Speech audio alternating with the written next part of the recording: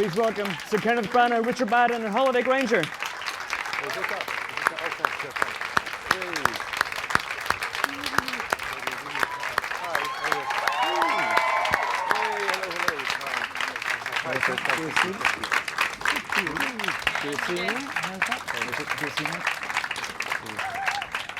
Hi.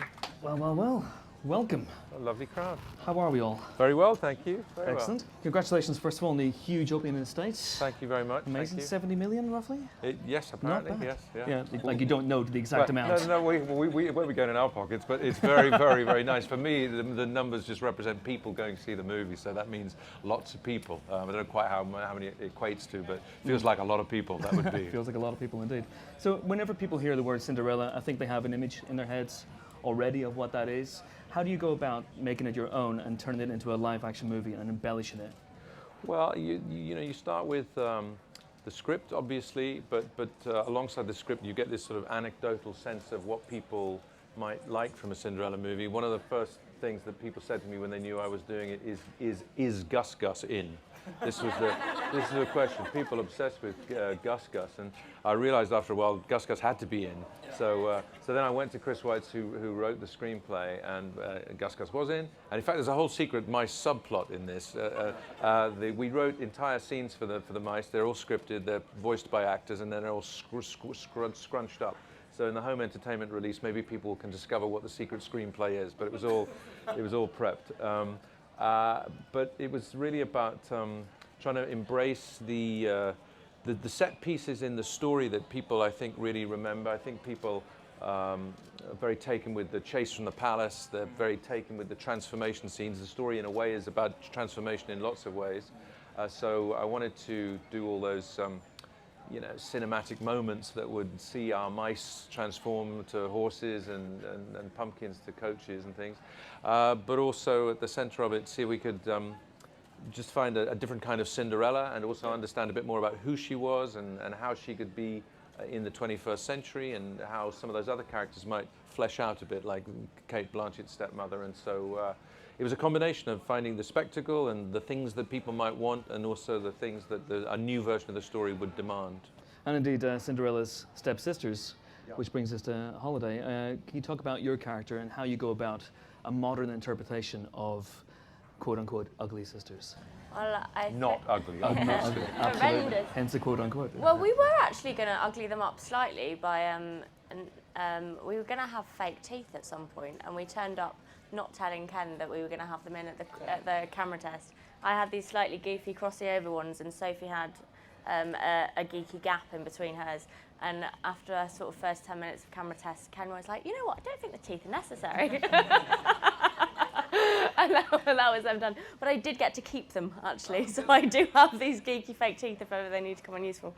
Are they framed? Are they hanging on a wall? What are they doing right now? They're probably in my attic. Okay. I'll have to get them down. Yeah. But yeah, it was great working with Ken. Even in the audition, I felt like it was sort of like I felt like I was going for an acting workshop with Kenneth Branagh. You know, people will pay for that.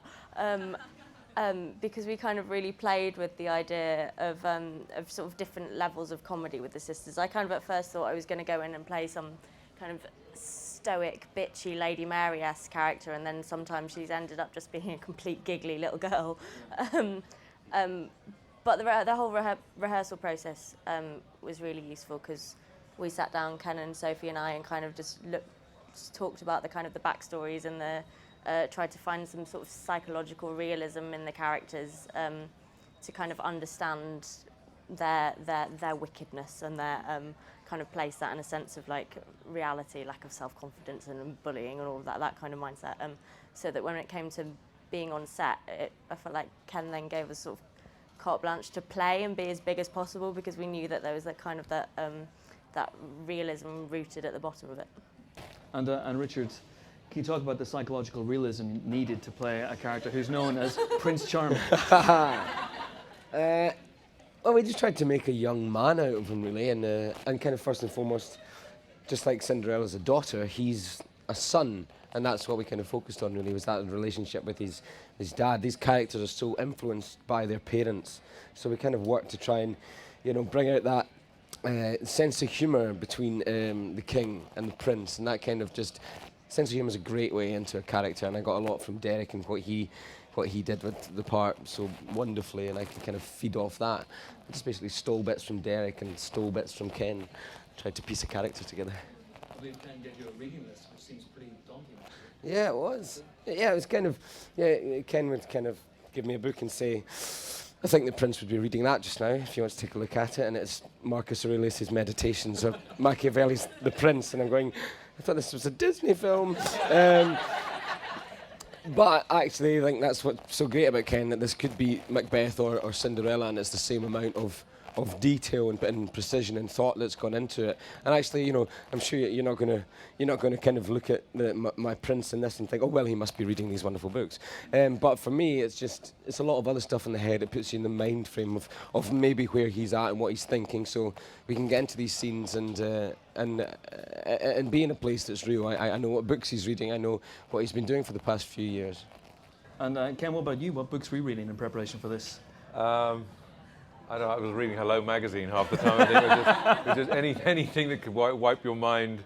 I do a lot of reading anyway, because the fact that I've just sort of returned to reading for pleasure. When you do something like this, you get so caught up in, you know, the various variations on this, the Perrault tale, the Grimm's tale, you know, other tales of Cinderella from other cultures. So you really get sort of mono-focused on that during that kind of period. So Hello magazine. Well, you just wanted something to sort of, no offense to readers and lovers of Hello magazine, but you just wanted something to sort of chill out to, you know. I hasten to add, this wasn't an obsession, but an occasional way of relaxing. Branagh cuts pages of Hello magazine out and sticks them on the walls of his office. Headline shocker. Should we take a look at a clip? This is the, I don't know if Ken, if you want to set this one up. This is Holliday's entrance in the film. Yeah, it's where Cinderella having been told by her father that he has met somebody else, that for the first time this woman and her daughters arrive at Cinderella's house. Let's take a look.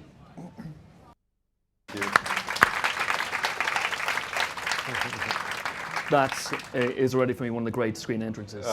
It's fantastic. Well, she in a minute she turns into the most fabulous close-up, doesn't she? She's got a veil on, and she turns around, these piercing blue eyes and those cheekbones, and it's very very striking. Her Sandy's clothes, her entrance is great. And Kate Blanchett was already on board when you came on, is that right? But you must have known immediately this is a face I can shoot.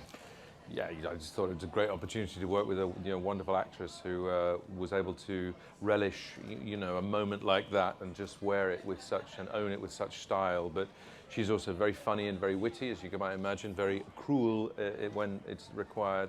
But because we also try and give some sort of personal history to the characters, I think that she also is very personable and intimate, and she, without playing for sympathy, I think she reveals a little of why the stepmother may be as she is, and we also see her take some kind of wounds. There's a moment, without too much of a spoiler alert, we see her understand that the bond still between Ella's father and his deceased wife, Ella's deceased mother, is very strong, and you see the challenge a stepmom can have in a situation like this. It's not to excuse what she does, but Kate Blanchett makes that very subtle, so you get that kind of terrific ownership of a moment in the movie, plus you get a lot of human feeling and detail. And Holliday, we see there almost immediately that you and Sophie McShera, right from the off, are just pricking away at Cinderella, right from the off. How cruel did you allow yourself to be on set? It was kind of hard actually, because Lily's so lovely. She has these such wide open innocent eyes. It felt like we were just this pack of wolves picking at her all the time. It's like, you just want to go, I'm sorry Lily, I'm sorry. But I really enjoyed it actually. Oh my goodness. No, I think it was more the kind of the comedy meanness and bitchiness that I enjoyed. I feel like the sisters are, it's less about them trying to affect Cinderella and more about them trying to try and out-mean each other, and I think there's a sense that Kate Blanchett's stepmother is the kind of the leader of the pack, and they're kind of trying to follow in her example and kind of egg each other on to who can get the best mean gag in. And Richard, I guess in a way, did you feel you were in a slightly different film? Because you're in a very, Kit's off on his own in his castle and he's pining for Cinderella. I suppose I was in the kind of the male-dominated part of the film, really. But you know, this whole story is, although I was kind of detached from Cinderella a lot of the film, it's all about her. So in a way, there's a huge connection there, and you know how we shot things. I was kind of able to kind of see everyone and be around and be part of it. So. So you know, I definitely felt like I was in the same film as these guys, just maybe didn't get to see them often enough. And in terms of rehearsal time, you mentioned it earlier on, the rehearsal period. I mean, getting that chemistry between yourself and Lily James as Ella must have been so important to you. Yeah, of course. I think that was something that it comes from both being our first kind of big movie and playing characters that lots of people have got preconceptions about, and I think we kind of clung to each other at the start of the film and went, all right, we're in this together, and I suppose that really helped our relationship from the beginning. But you know, I think she's just a wonderful actress, and Ken cast as well, I think, as a couple. Can you talk about the search for Lily and where you found her? Well, she came along, and Lucy Bavin, our casting director, was the first person to meet her, and then I watched the tape that she'd made, and then I met with her, and then she read with me, and then she did a screen test, and I think we put Lily and Richard together, and it was a long process of getting to know her and seeing also whether she would have the kind of calm, the kind of be able to carry the responsibility of playing a character like that, and that was revealed because she remained very playful across that whole thing. So did everybody else who was involved in it.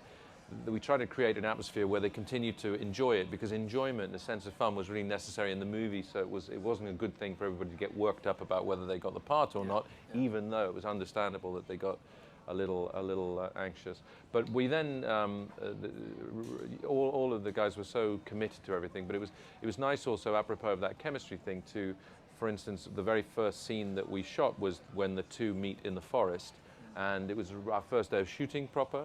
And we, in a sense, had slightly kept Richard and Lily apart a bit in order so that we could see the relationship happening right there on camera. But also they bravely, and all the way through the film, rode their own horses, like they did their own dancing. And so if you're having that first meeting and you're a live animal, you know, you've got a great big ton of horsepower underneath you. We kept the cameras away, a distance away, and we were on long lenses, so we were closer on them, but we were physically far away, so that we were overhearing this conversation between two actors who literally galloped into that scene every time we did it. So every time that scene started, they were already adrenalized. Then they had the horses to control. The horses don't always do what you tell them. And so the beginnings of that relationship seemed to evolve in real time with genuine sort of volatility underneath it, because you never knew what the horse was going to do. Did that work, Richard? Yeah, it was great. I mean, just coming in, like Ken said, that adrenaline of charging in with these horses. And Lily had never ridden before we started the film, and she got good at it, but that horse was definitely going to take out the camera crew if I didn't stop it. So I've got to get in there and stop it, and that kind of adds a level of fear. And then, you know, you're trying to kind of control these beasts, and you know, very cleverly of Ken, that's kind of mirroring these two people controlling their feelings and not really knowing what's going to happen next, and then kind of slowly settling with each other. So it was a great way to start the film, because we had all that anxiety and energy to kind of rush into that scene with. Okay. Well, we have a clip now of you and Lily, and this is slightly later in the film. I don't know, Ken, if you want to set this one up. You'll just have to remind me again. It's the dancing. Yeah. Oh, no, dancing, I knew. yeah. Did they go to a ball in this, don't they? They do go to the ball. Yeah, there's a ball. They Something shall about go to the dancing. ball. I think. Yeah, this is the very beginning of the ball where they meet. She, as you may know from the story, is late for the ball, but she gets there in time. Everybody's been waiting, and she doesn't know where he is to begin with. But this friend, she doesn't know he's the prince. This friend, Kit, does emerge, delighted to see her, and so they begin the first dance. Let's take a look. Short and sweet. Now, was that more or less nerve-wracking than shooting on the horses? Much more nerve-wracking. I thought it might be, yeah. And it's kind of hard. You've got kind of 600 actors and dancers around you, and an orchestra, and Derek Jacobi and Kenneth Branagh and Kate Blanchett's watching you, and I'm not a great dancer, so oh God, the pressure. But actually, kind of very much like the characters, you know, once Cinderella appears at the top of the stairs, that's all I could see. And actually the lights did get dimmer and we came together and just kind of got lost in this dance together, which again just sweeps us up. And the choreographer, Rob Ashford, did an amazing job at making all these beats between these two characters throughout it, these slight touches of hands and eye contact and, you know, the first contact. And that kind of really made it feel like acting, and I could kind of forget about my feet for a minute. Although it's true to say that across that whole sequence, we probably shot the ballroom sequence for a week. And every time we did the dance, we did the entire dance. That's the first 30 seconds of it. It goes on for 2.5 beautiful minutes. They did it from start to finish every time, in front of everybody, every time, and never messed up a move across the entire shooting of it. It was incredibly impressive and very beautiful and very touching. Yeah. And Holliday, what was it like being part of that scene, watching this unfold? Amazing. As well. Sophie and I had probably watched, we had that theme, the dance music in our heads for weeks, because we probably watched Lily and Richard rehearse that hundreds of times. But something about actually being there on the day, the first time we saw them do it for real, it was just, because we'd been watching. I mean, I remember seeing the ballroom when Ken showed it me, when it was just like literally pieces of paper and a pencil, kind of little mini model. And so we'd been gradually watching this ballroom come to life and gradually watching the costumes come to life. And then all of a sudden, first day of shooting, there's hundreds of extras on set. And we did the shot of Lily walking down the stairs and Ken just left it rolling. So it's just the first time that we actually saw the dance for real, was actually in the situation, in the ballroom, with everyone there, with everyone watching, with everyone genuinely on tenterhooks wanting to watch this dance for the first time, and it felt so magical. I think that kind of, like, by this point in the movie, every time I've watched it, I'm crying. I literally, just as this Lily starts to walk But you're down meant to be the willing stairs. them to fail. You want them to fail and fall over and stay in character. No, but it's just so beautiful. It is. It's great. It is great. We have time for questions from you guys now. If you've anything to ask. Whoa, lots of hands. That never happens. Okay, there's a lady right there. First hand I saw shoot up, right in the back row. If you can keep your hand up so we can get the microphone around you. We've only got time for 47 questions, so see how it goes. Hi, judging from the trailers, the locations look really beautiful. Did you have a favourite one to film in? My favourite one was that first day in Black Park, was it? And it was this gorgeous wood by this amazing tree that looks like it's a prop. It's kind of hundreds and hundreds of years old tree in it, and it was a kind of stunning bit of beauty, and like the amazing set decoration team had put all these beautiful flowers everywhere, and it just looked like the kind of perfect place to meet someone and fall in love. And a holiday? The ballroom set, I think, was just stunning, and even the down to every little last detail. It was a beautiful place to spend a week. And I love being in Cinderella's house, which we also built, because every time we were there, we had this whole menagerie of animals, which were very, very funny, characterful, you know. I was going to say people, but of course they're not people, they're animals. But they were very characterful, and so you got to know geese and goats and rabbits and people who don't do what you tell them when you're trying to shoot a film, but it made it very memorable. 46 more questions to go. Yes, please. Right here in the middle. Can you keep your hand up, please? And we'll get the microphone around to you. Thank you all so much for being here. What was the greatest challenge in making the film for each one of you that you found, either in characters or in filming? I think initially it's sort of, as an actor, you quite often, or you're used to so used to doing things by yourself, and focusing is kind of quite an internal process. But for the first time, I was having to be part of a double act, and Sophie and I had to kind of feed off each other a lot, which to begin with is quite difficult, because you have to have this level of awareness of what the other person is doing in the scene all the time, and to try and get kind of the same tone. But and so the first few days that we were working together, Ken really kind of was on me and Sophie to try and kind of speed run the dialogue and really kind of feed off each other's lines and get that kind of quick kind of frantic argument sense going on all the time. But then once we'd sort of got into it, Sophie's like just I think she's just got funny bones, and she's just got this sense of like comic banter in her normal life anyway. So it's just kind of, once we kind of got in the pace of it. It actually ended up being turned from being the hardest point initially to kind of the most enjoyable aspect. I think Cinderella is such like a strong, brave, amazing woman, and I read the script, and I think my biggest challenge was trying to make a man that was worthy of her affections, trying to make a man that you're watching this film and going with Cinderella and you're so on her side, and to make a character that you want to see her with, because she's this amazing woman. So on a kind of general way, was trying to create a man that was worthy of falling in love with by her. And Ken? For me, I think it was probably just generally the tone, to try and find the tone that felt that the characters were modern and contemporary and believable, incredible, inside a world that was classical and took you on a sort of big escapist journey, and that the two things could live side by side, hopefully. Next question, please. No, the lady behind today. Thank you. Hi, I was lucky enough to see the film last night and it was beautiful.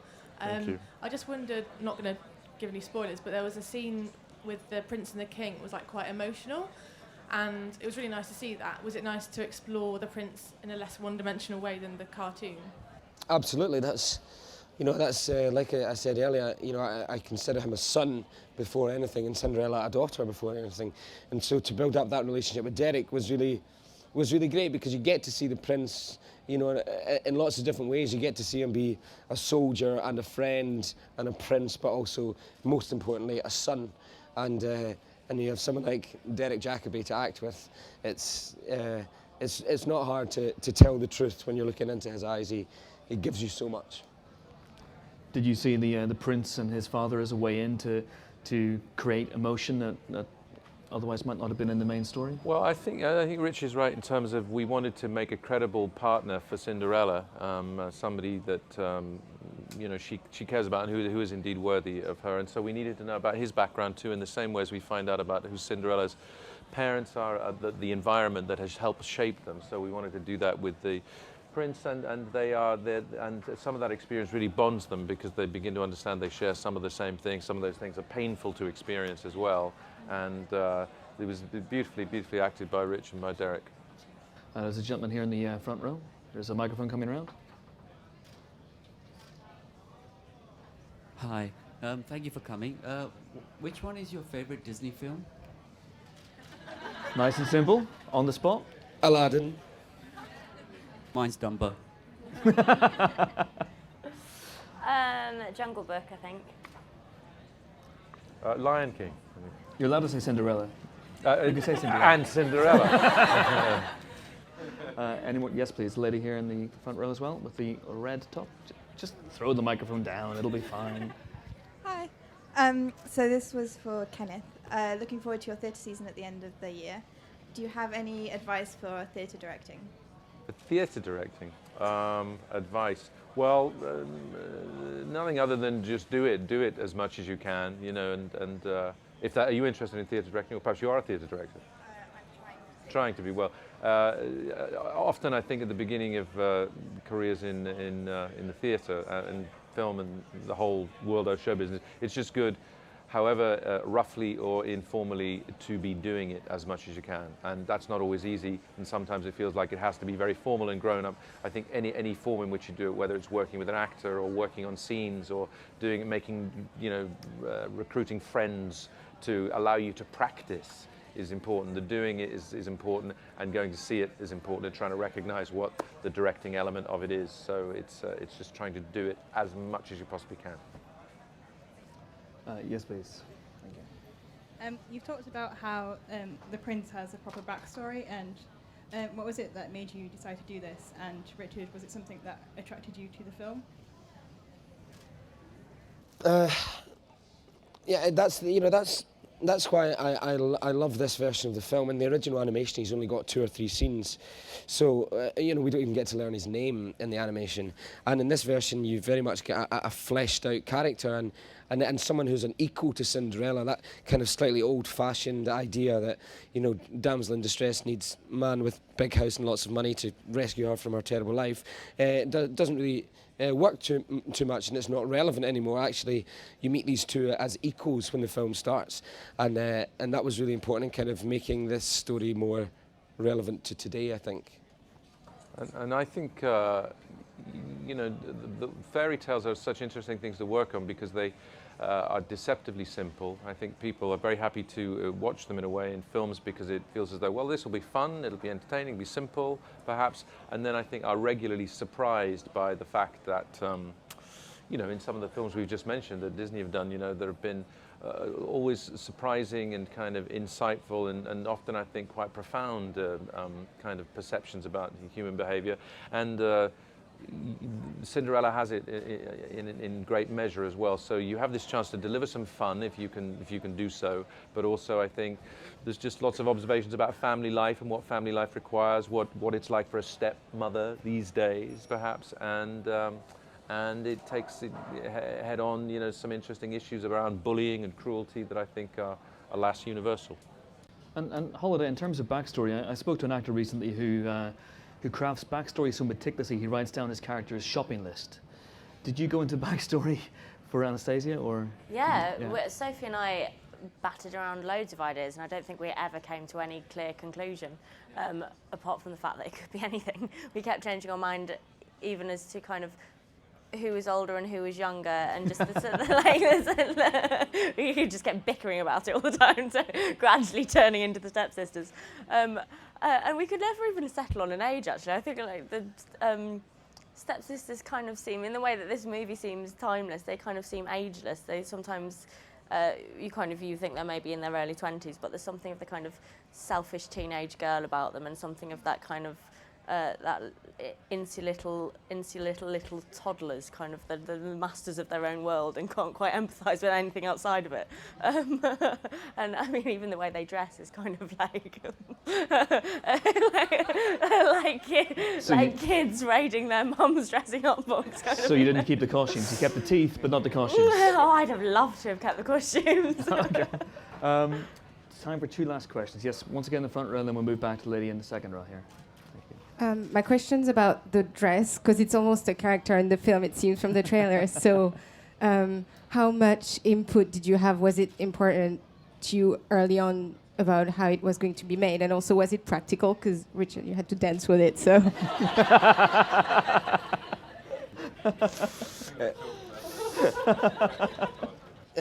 It was not hugely practical. But, you know, we had a lot of time to practice with it, and it's such a stunning piece that Sandy Powell created. And actually, once you get used to it, you just get on with it.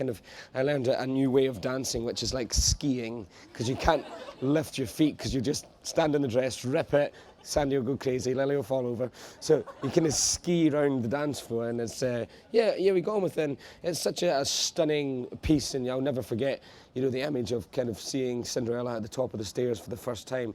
It took everyone's breath away. And it was obviously, and when people weren't asking about Gus Gus when I first mentioned it to them, they were asking about the dress. So I knew that there was a great anticipation for it. And then there was there were fundamental questions. Seemed silly, but they were very important. What color is it? Is it in fact blue? What color shade of blue? Should it be like the blue of the 1950 animated one? Are we going to try and animate it? Are we going to sort of fiddle with it CGI-wise? But Sandy always felt that the dress, as you rightly say, is a sort of character, and so the material she chose, the kind of glitter that she chose to put into it, the jewels, the crystals that went into it, all contribute to the idea that you got a hint of in that scene, that quite apart from anything we would ever have done to it, it sort of moves in its own way, and as it came down the stairs, it was like a sort of cloud coming down the stairs. So it really had dynamic movement of a very magical kind that was based on all these acres and acres of material from all sorts of corners of the world. So it was like Project Dress completely dominated the entire pre-production, but it was crucial and so important emotionally, as well as just as a sort of object of beauty. And this may seem silly, but did Lily have special training how to move in the dress? Because yeah, there were. I mean, for instance, there were I don't know, 3 or 4 different sets of heights of heels on the shoes so that she could manage the stairs, and there were different versions of the skirt that were so the skirt looked better at a certain height when she walked down the stairs, but not so good when she danced in it. So, and it had issues on the day because changing that dress wasn't a matter of 5 minutes. That was 2 hours while, you know, that got. So you really had to work out, okay, well, if I shoot her at the top of the stairs, I'm okay, but if she goes down the stairs, she's got to go away for 2 hours. So now we're going to go and shoot Holliday because she's on the other side of the room, and then we can do the shot down the stairs, and then we can change the dress again, and we can change the shoes again, and so there was quite a lot of logistical management of that kind of thing. Amazing, amazing. And the last question is the lady here in the second row. Do you have the microphone? There you go. Thank you. Hi, I was just wondering what your favorite quality of Cinderella as a person is. Favorite quality?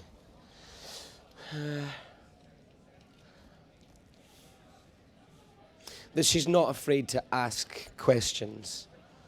I think that's something that I really like about her. She's not afraid to question something, and I think that's something the prince takes from her, is going, actually, yeah, let's question this and work out if it's right or wrong, and not be afraid to be wrong if it is. And Holliday? Her courage and her kindness. Okay.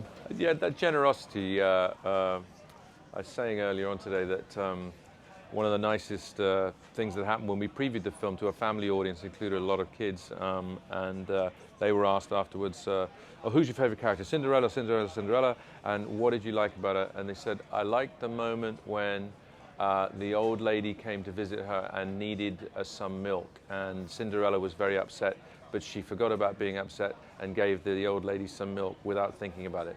And that sort of observation of the casual generosity of Cinderella, always thinking about other people without being a sap, was I think is a lovely, lovely quality. And a lovely note on which to end. Thank you so much for coming. Thanks for your questions. Yeah, thanks a lot. Thank you. Kenneth Branagh, Holliday, Grainger, Richard Madden. Thank you.